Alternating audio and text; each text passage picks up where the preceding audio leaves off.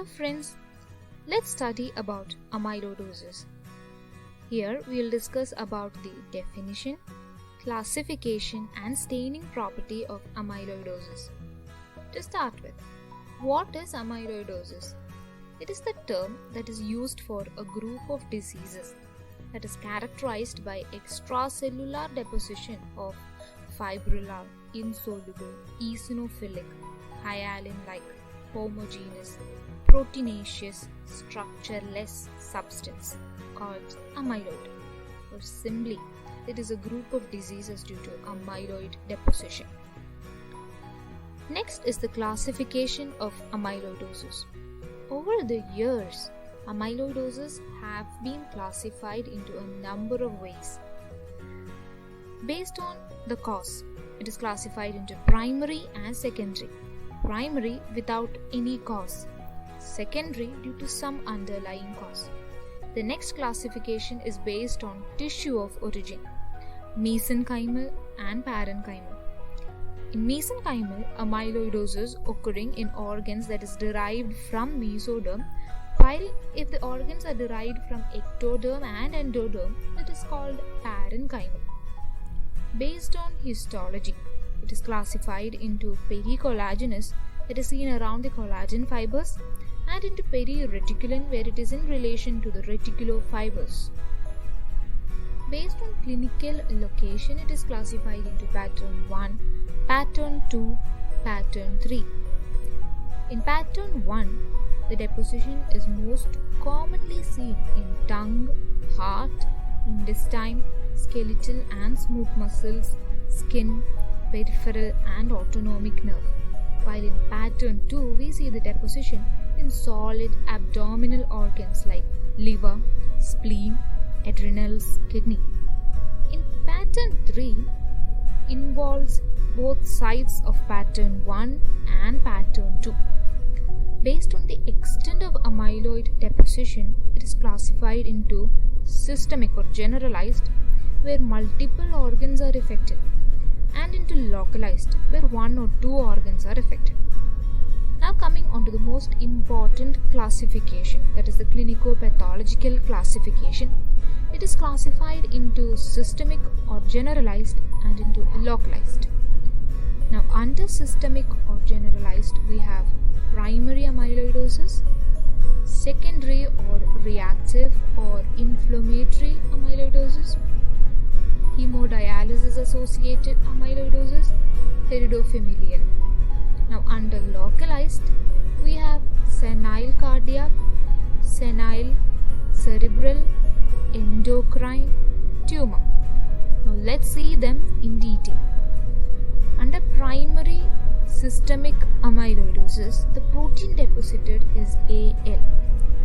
This group is actually divided into two main groups, that is 30% of the cases have some form of plasma cell dyscrasias or monoclonal B cell proliferation.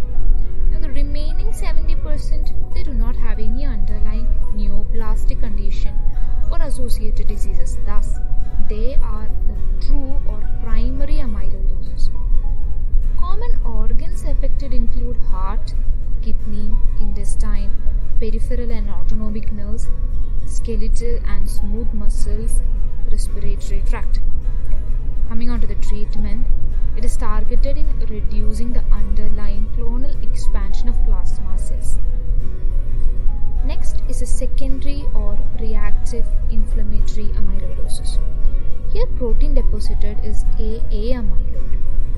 Secondary or reactive amyloidosis occurs typically as a complication of chronic infections like in tuberculosis, bronchiectasis or chronic osteomyelitis, or in non-infectious chronic inflammatory conditions associated with tissue destruction, or in tumors, or even in Mediterranean fever. Here the organs affected include liver, spleen, adrenals, kidney. The treatment, it is basically focused on treating the underlying disease. Now coming to hemodialysis associated amyloidosis. The protein deposited here is A beta 2M. It is is seen in patients who have undergone hemodialysis for more than 10 years. Amyloid deposits found in the vessel walls at the synovium, at the joints, at the tendon sheath, or at the subchondral bones. The last of systemic amyloidosis, we have heredofamilial amyloidosis. A few rare examples include hereditary polyneuropathic amyloidosis, amyloid in familial Mediterranean fever, rare hereditary forms. Coming to the next category of clinicopathological classification is a localized amyloidosis. Under it comes the senile cardiac amyloidosis that is associated with people above the age of 70 years. Deposits seen in heart and in aorta. The protein ATTR but without any change in protein structure of TTR is deposited here. Next is the senile cerebral amyloidosis.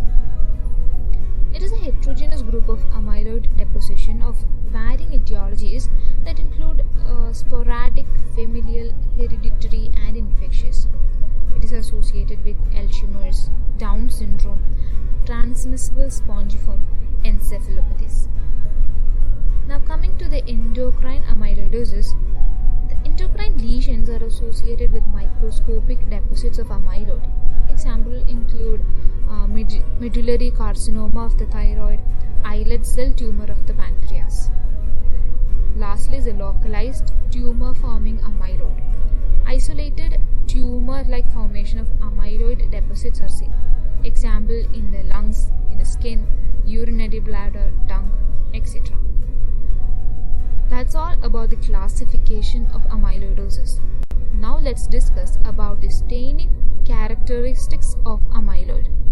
First, stain on agarose. It is one of the oldest methods since the time of Virchow for demonstrating amyloid on cut surface of a gross specimen.